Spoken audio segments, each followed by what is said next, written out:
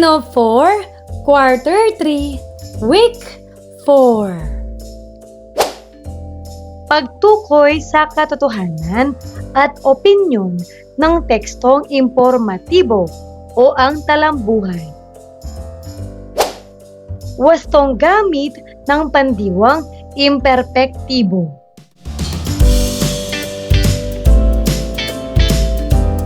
Matatag curriculum.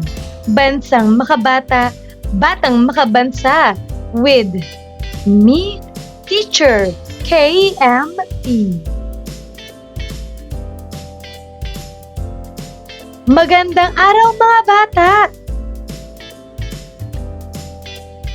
Ngayon ay pag-aaralan natin ang tungkol sa pagtukoy sa katotohanan at opinyon ng tekstong impormatibo o ang talambuhay. Wastong gamit ng pandiwang imperpektibo.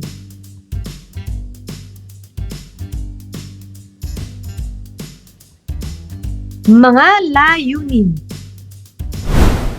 Una, nauunawaan ang tekstong impormatibo o ang paglalahad muli o recount ng talambuhay o ang biography sa Ingles ng taong may makabuluhang ambag sa lipunan gaya ng mga dalubhasa at iba pa. Pangalawa, nasusuri ang layon ng teksto. Nagagamit ang mga bahagi ng panalita sa pagpapahayag.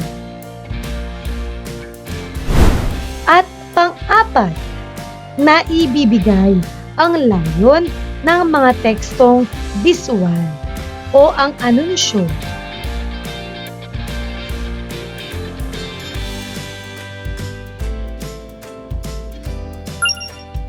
Unang araw. Maikling balik-aral. Sagutin ang mga sumusunod. Una, sino ang kauna-unahang atletang Pilipinong weightlifter ang nagwagi ng gintong medalya sa Summer Olympics? Tama. Heidelin Diaz.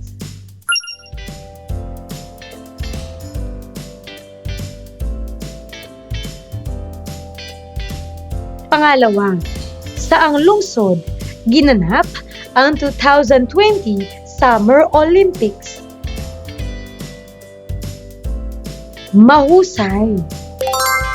Tokyo, Japan.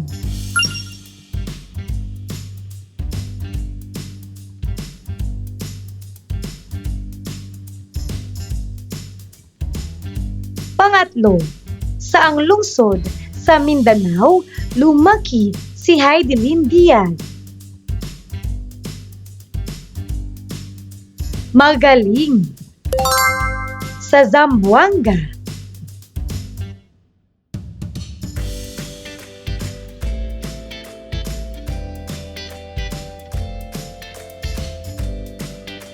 Pang-apat, ilang taon si Heidelin Diaz nang magsimulang maglaro ng weightlifting? Magaling. 11 taong gulang.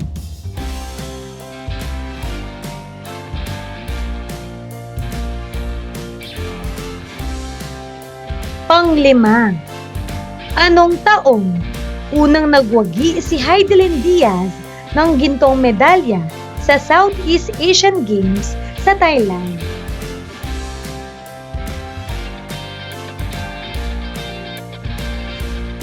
Napakagaling! 2008.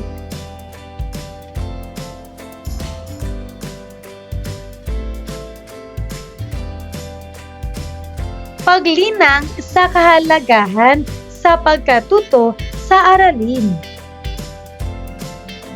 Sang-ayon at di sang-ayon. Basahin ang mga pangusap at sabihin ang thumbs up kung ikaw ay sang-ayon at thumbs down naman para sa di sang-ayon.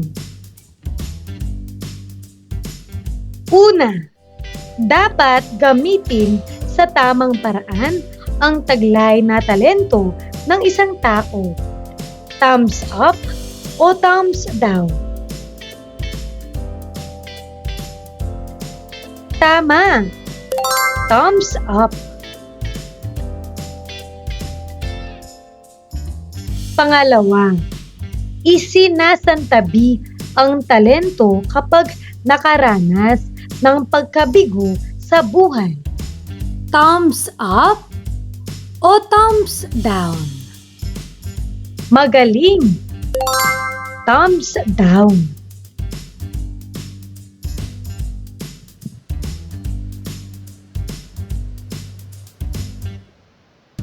Pangatlo, matutong magpakumbaba habang hinahasa ang taglay na talento. Thumbs up o thumbs down?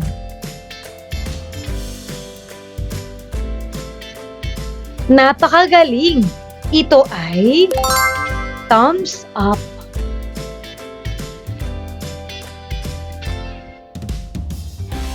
Pang-apat, nararapat na sarilinin at huwag ipakikita sa iba ang taglay na talento. Thumbs up o thumbs down? Napakagaling! Thumbs down.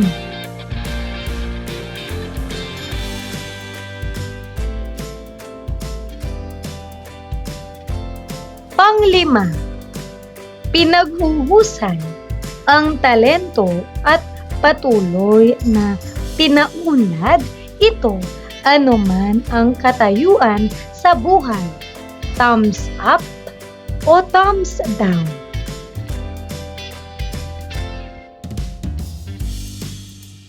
Napakahusay! Thumbs up.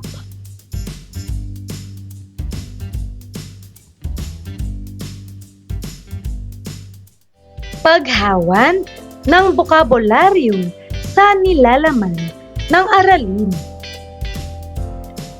Bigyan ng angkop na kahulugan ang salitang nakasalungguhit sa loob ng pangusap. Una, nakamit ni Leia ang kasikatan dahil sa kaniyang angking husay sa pag-awit. Ano ang iyong sagot?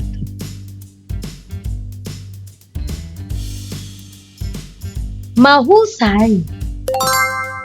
Ang kahulugan ng salitang nakasalungguhit na nakamit ay naabot o nakuha ang isang bagay na pinagsikapan tulad ng tagumpay, layunin o gantimpala.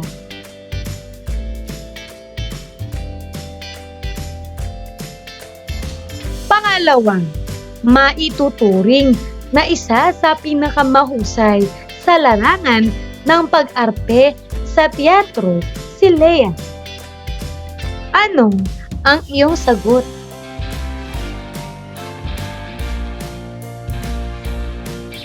Magaling!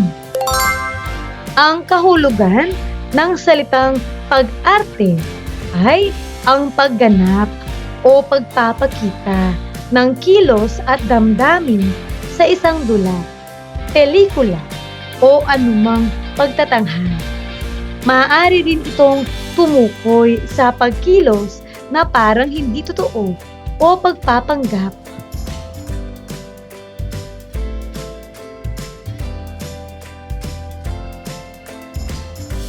Pangatlo, ang pagyabong ng talento ni Leia ay bunga ng kaniyang sipag at tiyaga. Ano ang kahulugan ng nakasalungguhit?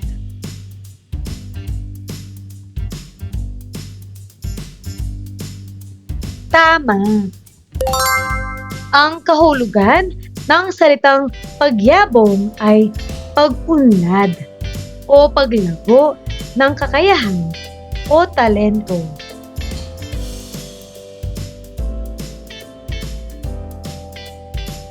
Ikalawa at ikatlong araw.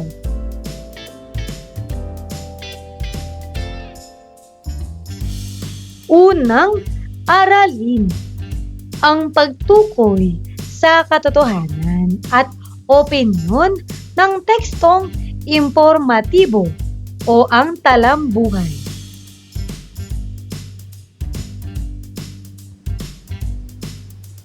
Pagproseso ng pag-unawa. Mga panimulang tanong.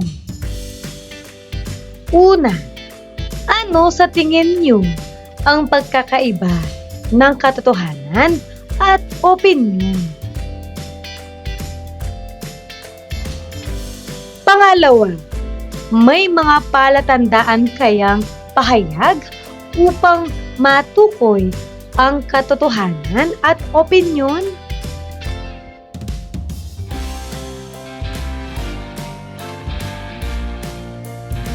Pangatlo, narinig na ba ninyo ang pahayag na ang katotohanan ang magpapalaya sa iyo?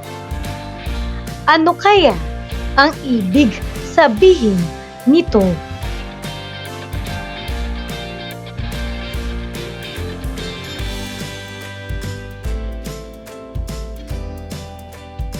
Ngayon ay talakayin natin ang talambuhay ni Lea Salonga.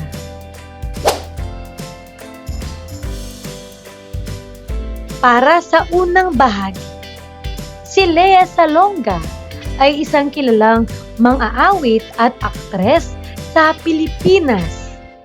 Nakamit niya ang pandaigdigang kasikatan dahil sa kaniyang kahusayan at kakayahang magbigay buhay sa iba't ibang papel sa teatro at pelikula.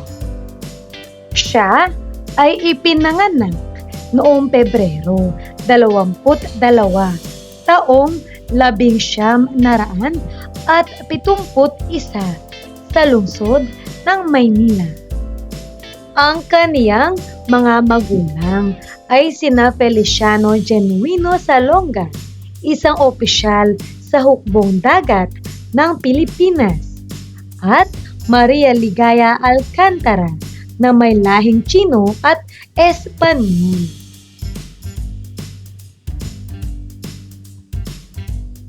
Sa edad na 7 taon, nagsimulang kumanta at umarte si Lea sa mga lokal na produksyon. At sa edad na 10, nakakuha siya ng kaniyang unang profesional na papel sa musikal na The King and I bilang si Princess Ying Yawolak. Noong taong 1981, nanalo siya ng pangunahing papel sa musikal na Annie at sumali rin sa cast ng The Sound of Music bilang isa sa mga anak ni Von Trapp.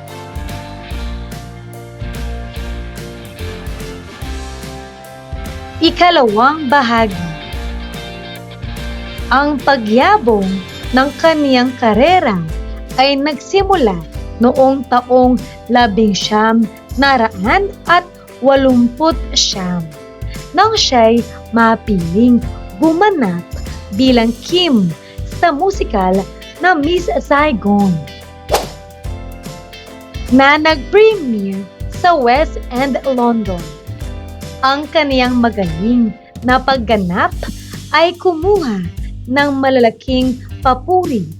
Kabilang dito ang pagkapanalo niya sa prestihiyosong Olivier Award para sa Best Actress in a Musical. Matapos ang kaniyang tagumpay sa Miss Saigon, inimbitahan si Lea na mag-audition para sa papel ni Jasmine sa animated film ng Disney na Aladdin. Ang kaniyang bersyon ng A Whole New World ay nagbigay sa kaniya ng nominasyon para sa Academy Award para sa Best Original Song. At siya ay naging unang babaeng Asyano na nanalo ng Tony Award para sa Best Actress in a Musical.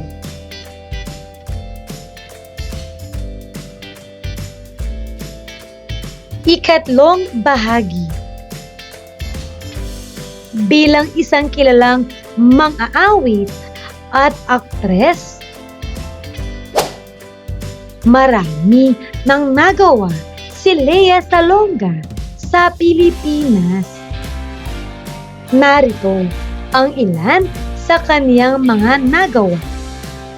Nagpakita siya ng kaniyang suporta sa iba't ibang kampanya para sa kabutihan ng bayan, kabilang ang kampanya para sa edukasyon, kalikasan at karapatang pantao.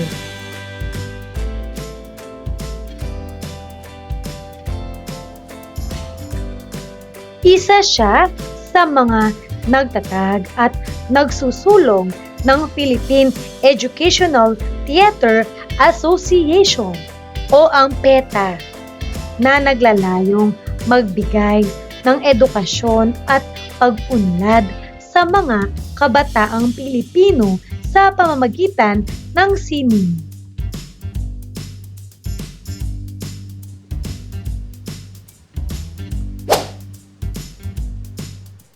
Nagbibigay siya ng kaniyang oras at talento sa mga proyekto ng United Nations Children's Fund o ang UNICEF sa Pilipinas upang matulungan ang mga batang nangangailangan. Siya ay nagtayo ng Lea Salonga Foundation na naglalayong magbigay ng tulong pinansyal sa mga kabataang may potensyal sa sining.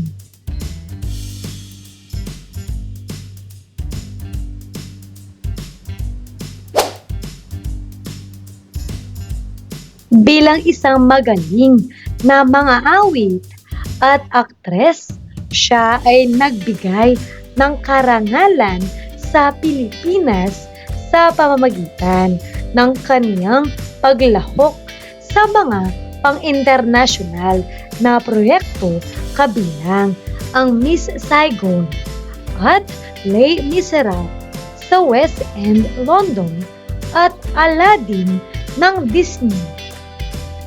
At panghuli, siya ay nagtanghal din ng mga konsiyerto sa Pilipinas at nagbigay ng inspirasyon at aliw sa kaniyang mga tagahanga.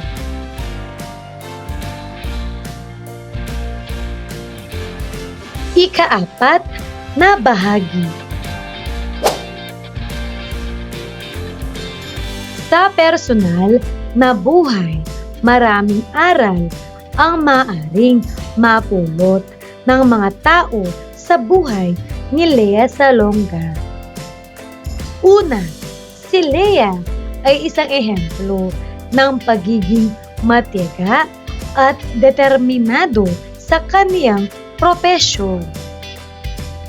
Mula sa kaniyang pagkabata, nagsikap siyang matuto ng mga awitin at patuloy na nagsanay hanggang sa naging isa siyang magaling na mang-aawit. Kahit sa paglipat niya sa ibang bansa at sa pagsabak sa iba't ibang proyekto, hindi siya nagpatinag sa kaniyang pangarap at patuloy na nagtrabaho para makamit ang mga ito.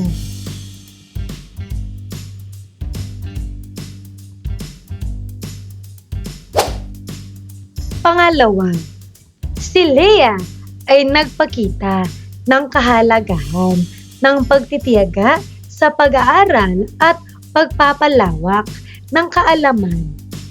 Bilang isang artista at mang-aawit, hindi siya naging kontento sa kaniyang mga natutuhan at patuloy na naghahanap ng paraan upang mapabuti ang kaniyang kasanayan. Nag-aral siya sa mga prestihiyosong unibersidad at nagsanay sa iba't ibang musikal na nagbigay ng malaking kontribusyon sa kaniyang propesyon.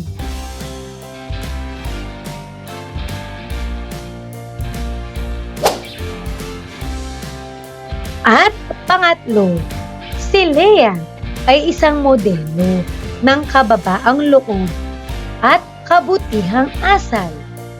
Kahit na siya ay isang sikat na artista, hindi niya nakalimutan ang kaniyang pinagmulan at patuloy na nagbibigay ng oras at tulong sa kaniyang kapwa.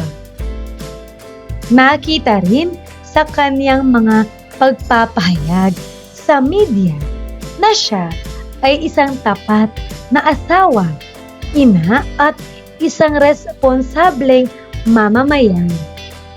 Si Lea Salonga ay isang modelo ng tagumpay, determinasyon, pagtitiyaga, may pagpapahalaga sa edukasyon, kababaang loob, kabutihang asal, at pagsisikap sa pagtulong sa kapwa.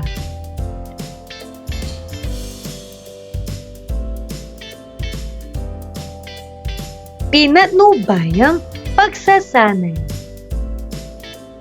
Mga gabay na tanong.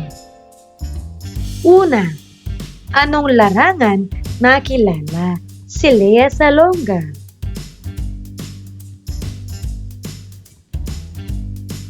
Tama.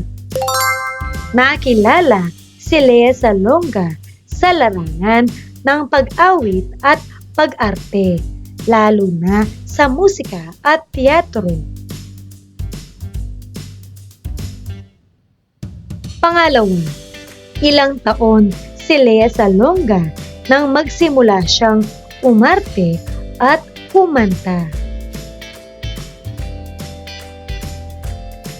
Tama!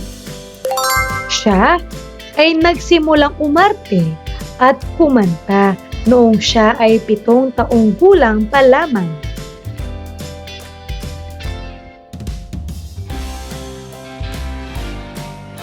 Pangatlo, anong tagumpay ang nakuha ni Lea Salonga noong 10 taong gulang pa lamang siya? Tama. Nakakuha siya ng kaniyang unang profesional na papel sa musikal na The King and I bilang si Princess Ying Yawolak.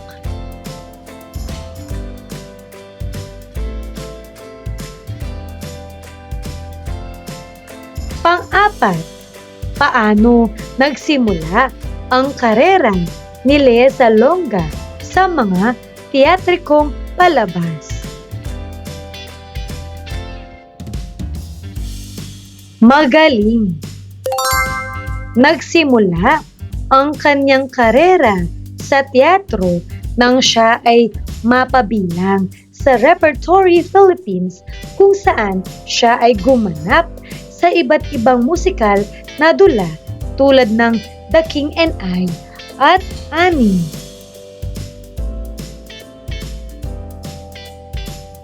Panglima, ano-anong mga prestihiyosong pagkilala ang napanalunan ni Lea Salonga? Magaling! Napanalunan ni Lea Salonga ang Tony Award, Lawrence Oliver Award, at iba pang international na parangal dahil sa kanyang mahusay na pagganap bilang Kim sa musical na Miss Saigon. Siya rin ang unang Pilipina na gumanap sa mga sikat na entablado tulad ng Broadway at West End.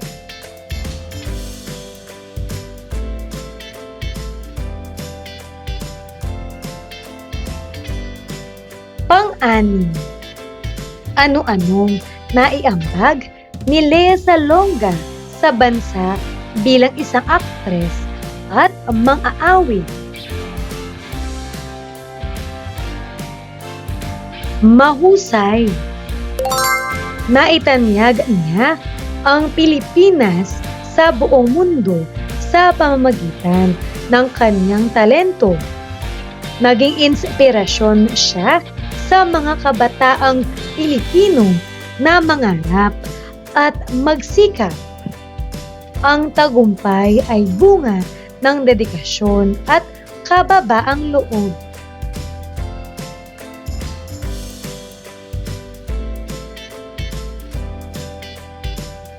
At pang-pito, ano-anong mga katangian ang magsasabi para maging modelo ng kaniyang kapwa si Lea Salonga?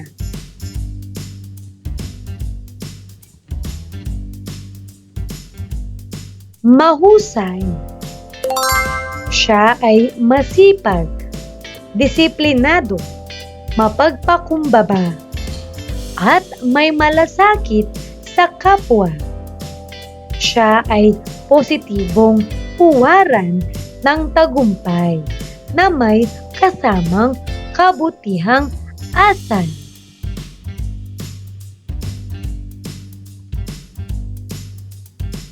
Pagbabalik sa mga panimulang tanong. Basahin at sagutin ang mga ito.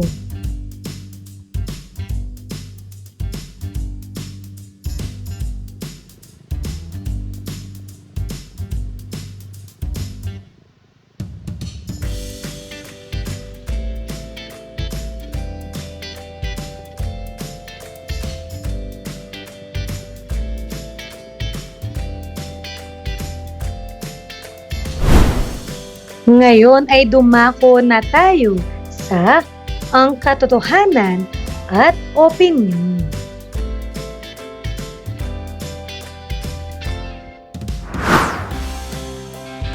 Katotohanan. Ito'y mga pahayag na batay sa totoong kaganapan at may mga batayang pinagmulan. Maaaring ito'y bunga ng mga pag-aaral. Maaari rin naman ito'y nakabatay sa mga limbag sa teksto. Sa makatuwid, may mga sangguniang maaaring tignan upang ang isang impormasyon o kaalaman ay masabing totoo. May mga ilang palatandaan para makilala ang isang pahayag na nagsasaad ng katotohanan. Halimbawa, ayon sa batay sa resulta mula sa pahayag ni mababasa sa pinatotohanan sa pag-aaral ni at iba pa.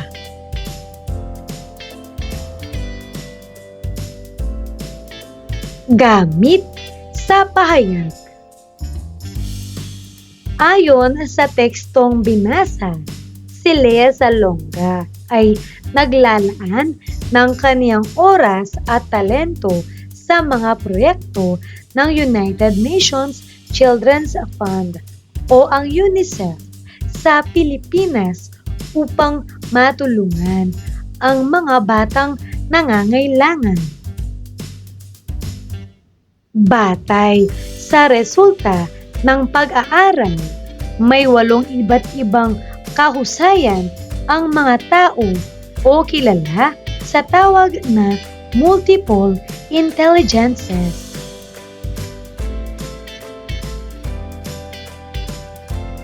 Ano naman ang opinyon?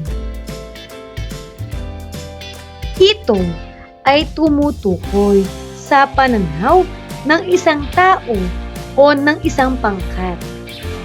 Ang opinyon ay maaaring pasubalian kung may mga diskursong makapagsasabi ng mas higit na totoo. Ito'y mga personal na haka-haka o palagay lamang ng isang tao. Wala itong tiyak na basehan maliban sa sariling paniniwala ng isang taong nagsasabi nito. May mga halimbawang pahayag rin na nagsisilbing palatandaan para masabing ang isang diskurso ay opinyon lamang.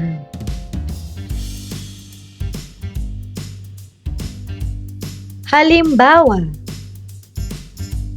para sa akin, palagay ko, nakikita ko, palagay ko lamang, sa tingin ko, sa aking pakiwari. Kung ako ang tatanungin, buo ang aking paniniwala, at iba pa.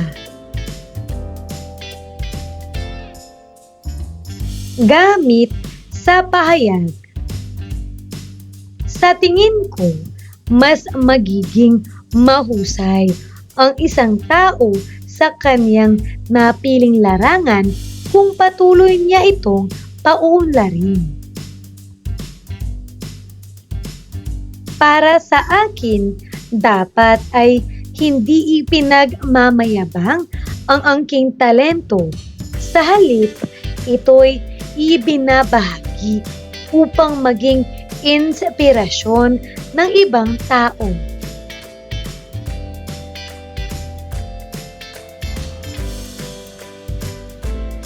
Pinatnubayang pagsasanay.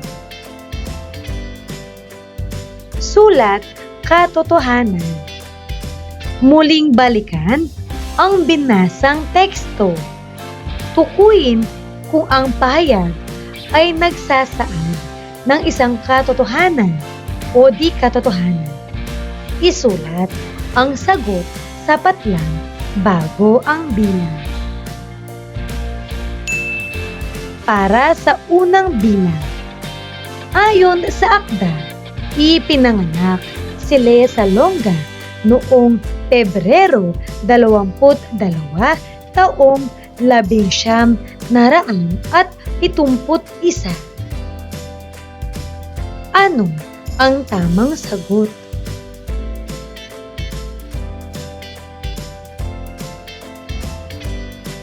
Ito ay katotohanan.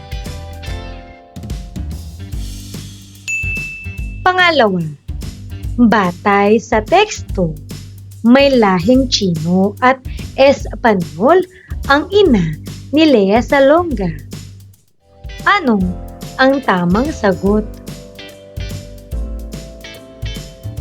Ito ay katotohanan.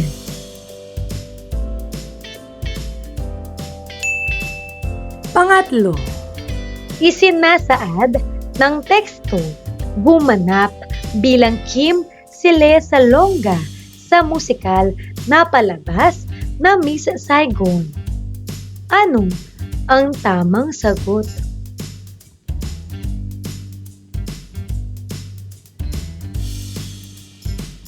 Ito ay katotohanan.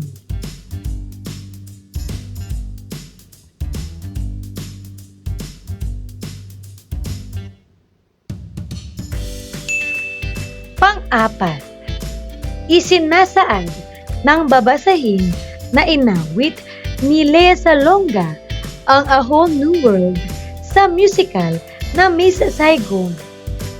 Ano ang tamang sagot? Ito ay di katotohanan.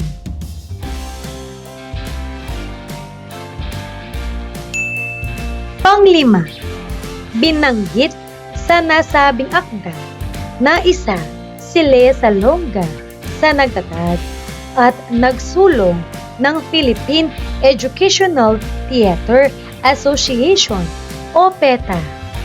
Ano ang tamang sagot?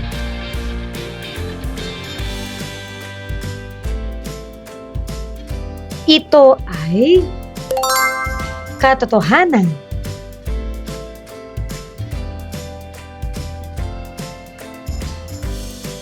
Paglalapat at pag-uugnay. Ano sa tingin mo? Magbigay ng sariling opinyon batay sa mga tanong.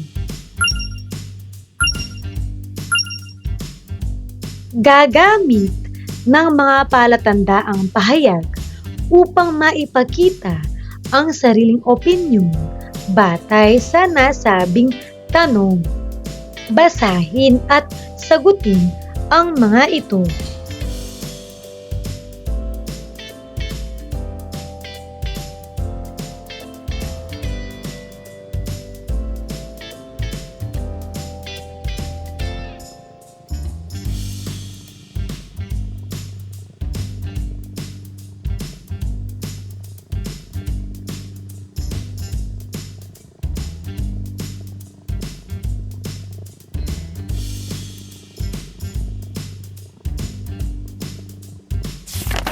Narito ang pwedeng maging mga sagot.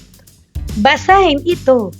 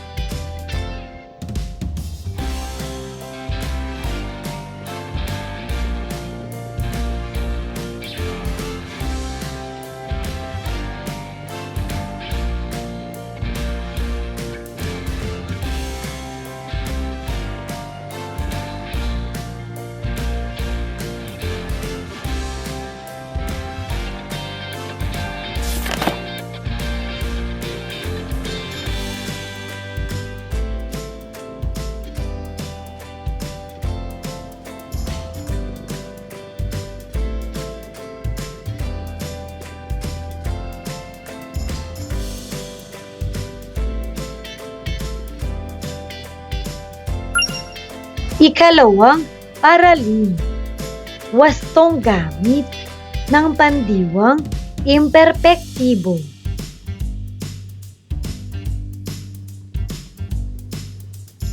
Pagproseso ng pag-unawa.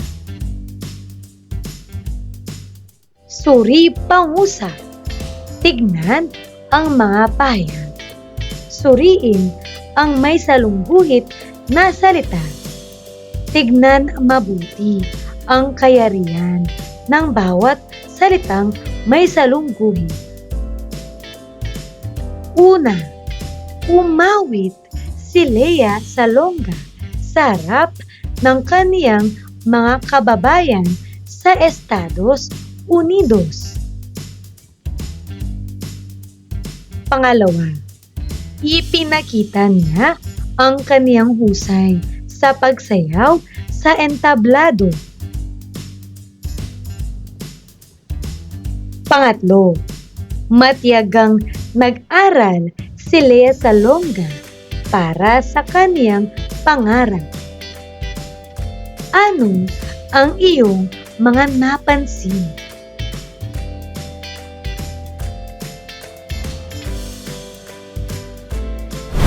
Mga bata, tandaan, ang mga salitang nakasalungguhit ay mga salita na binubuo ng salitang ugat at mga panlapi na nagsasaad ng kilos.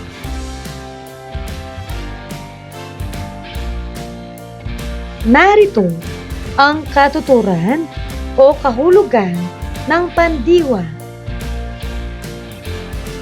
Mga pahayag at salita na nagsasaad ng kilos o galaw.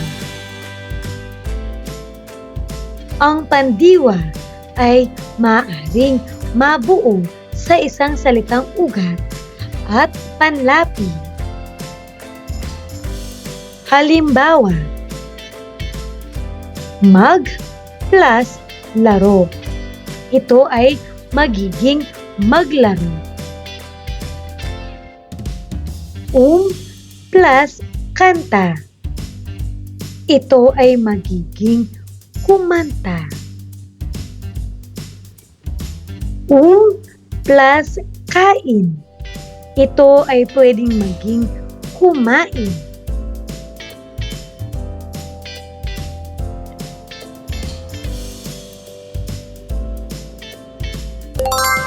Ito ang mga salitang ugat.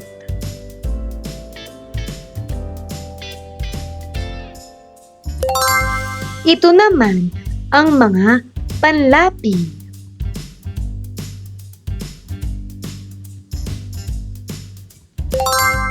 At ito naman ang mga pandiwa.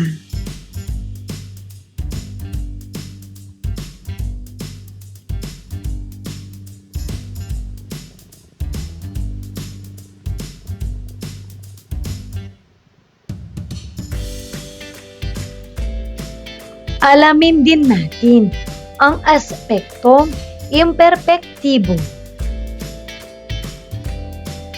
Ito ang katumbas ng nakasanayang tawag sa kilos na isinasagawa ng kasalukuyan o ang pangkasalukuyan.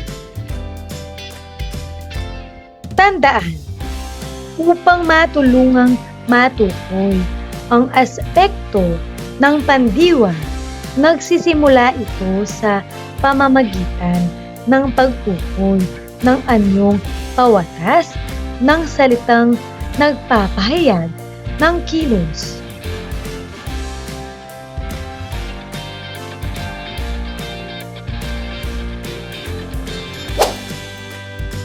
Aralin ang mga sumusunod. Anyong pawatas at meron ding imperpektibo.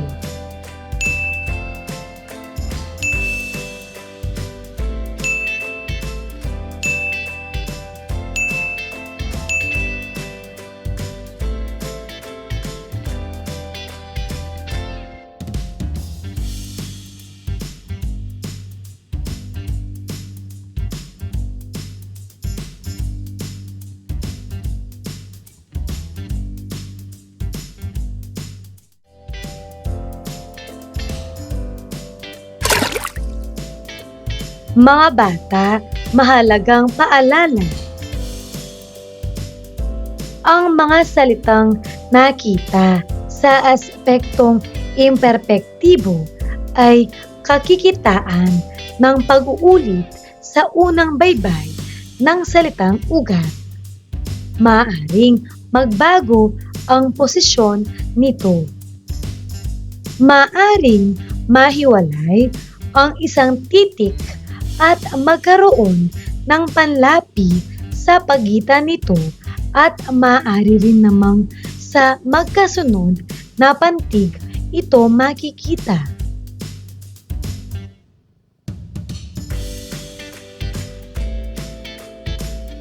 Pinatnubayang pagsasanay.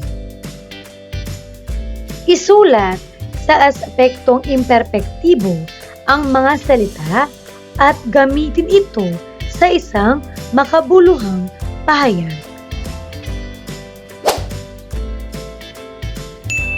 Para sa unang salita, tumakbo. Isulat ang aspektong imperpektibo at gamitin ito sa isang makabuluhang pahayag.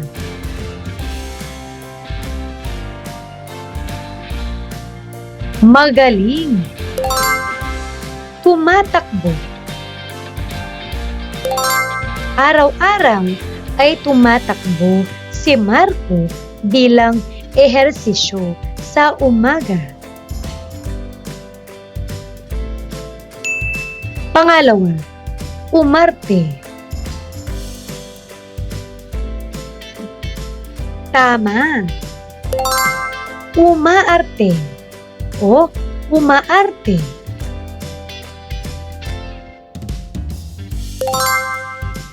Umaarte si Lea sa dula ng kanilang paaralan ng may husay at galing.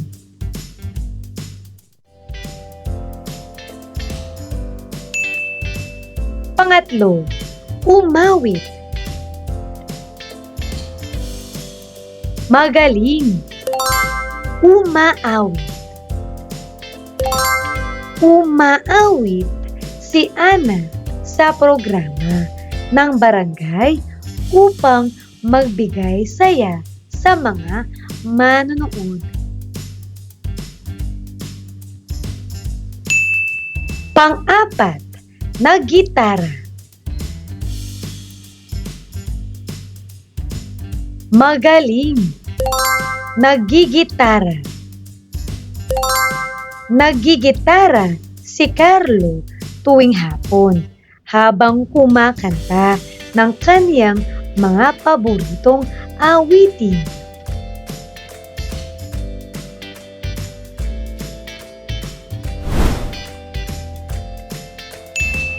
Panglima, tumawa. Napakagaling. Tumatawa.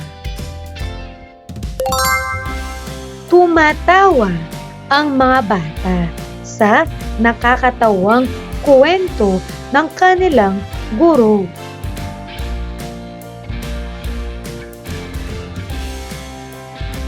Ika-apat na araw.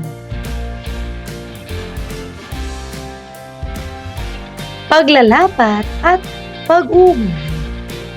Gagabayin ka ng iyong guro para sa gawain ito.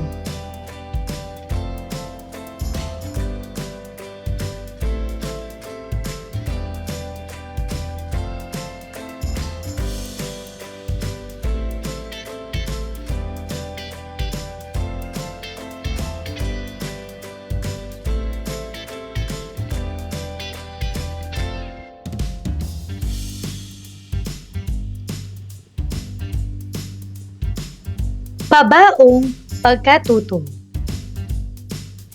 Katotohanan o opinyon. Dugtungan ang pahayag na nasa ibaba. Isulat ang iyong sagot sa nakalaang espasyo. Una, masasabi kong ang isang pahayag ay katotohanan kung ito ay may sapat na ebidensya o patunay at maaaring mapatunayan ng mga totoong pangyayari o datos.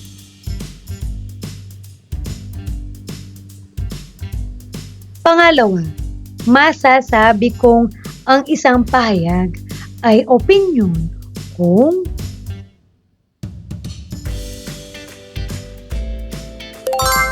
ito ay batay lamang sa sariling pananaw, paniniwala o damdamin ng isang tao at hindi kayang patunayan ng ebidensya.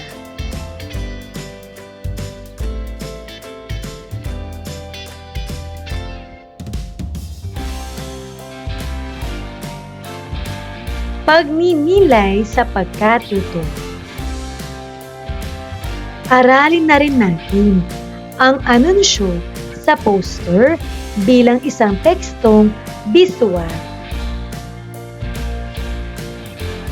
Ang anunsyo ay isang paraan ng pagpapakalat ng impormasyon upang humikayat ng mga tao na makibahagi, makiisa, makialam at magkaroon ng kaalaman hinggil sa isang partikular na gawain.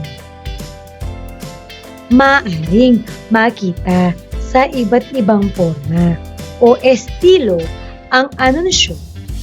Maaaring mapanood sa telebisyon, marinig sa mga radyo, o makita sa mga poster.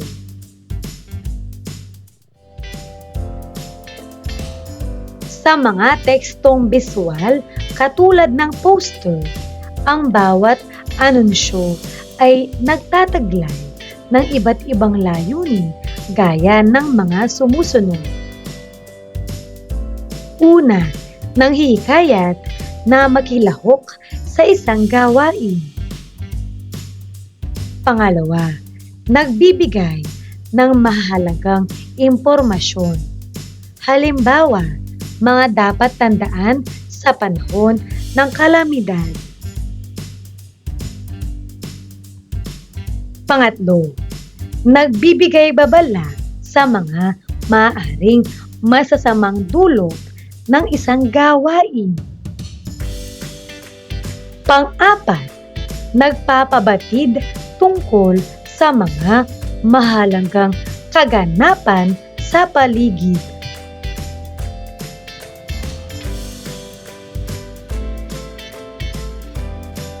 Pagsusuri sa biswal na anunsyo.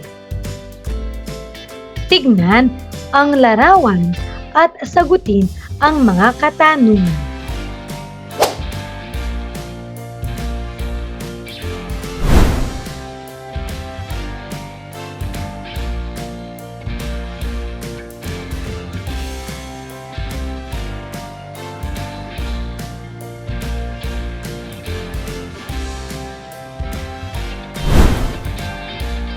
Mga katanungan.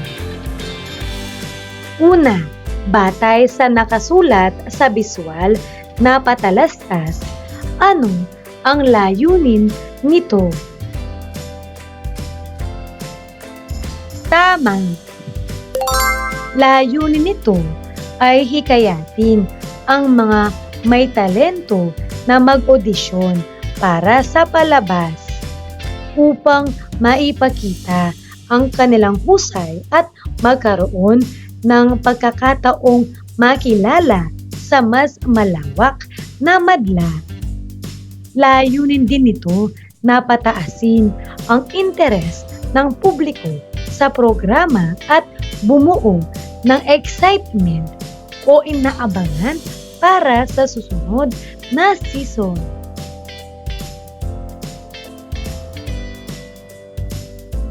Pangalawa, mula sa biswal na patalastas, sino-sinong indibidwal ang hinihikayat nito?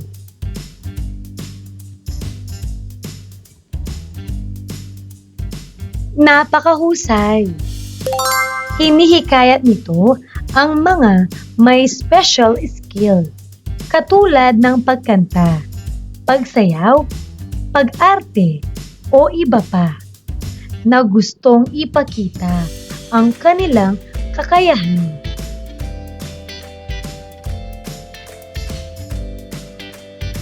Pangatlo, sa iyong palagay, paano mo mahihikayat ang iyong kapwa na lumahok sa mga ganitong patimpala?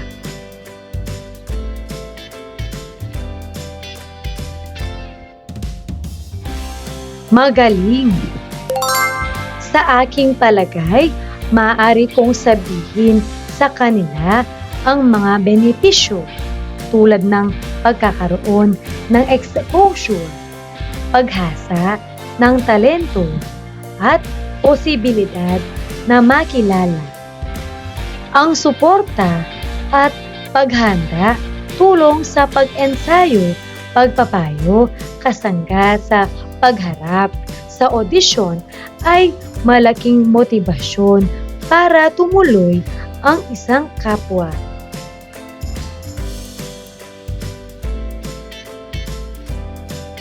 Pagsusulit.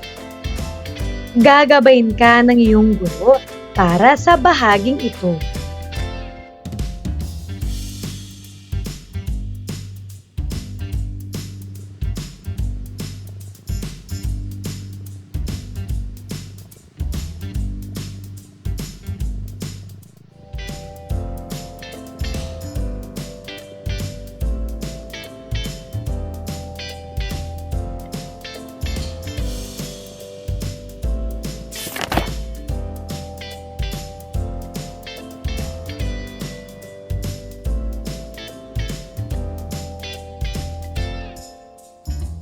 Nagawa mo ba ito? Mahusay kung ganon.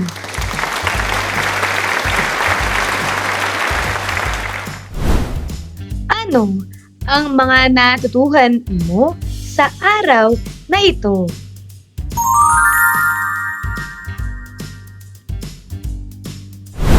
Ngayong araw na ito, natutuhan ko ang tungkol sa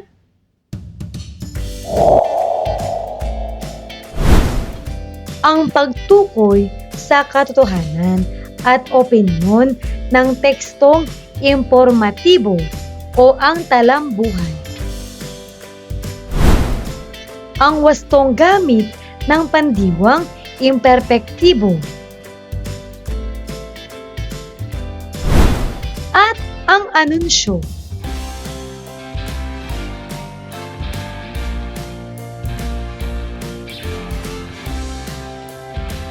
Maraming salamat sa pakikinig mga bata. Sana ay may natutuhan kayo. Huwag mong kalimutan, pindutin ang like, share, at subscribe.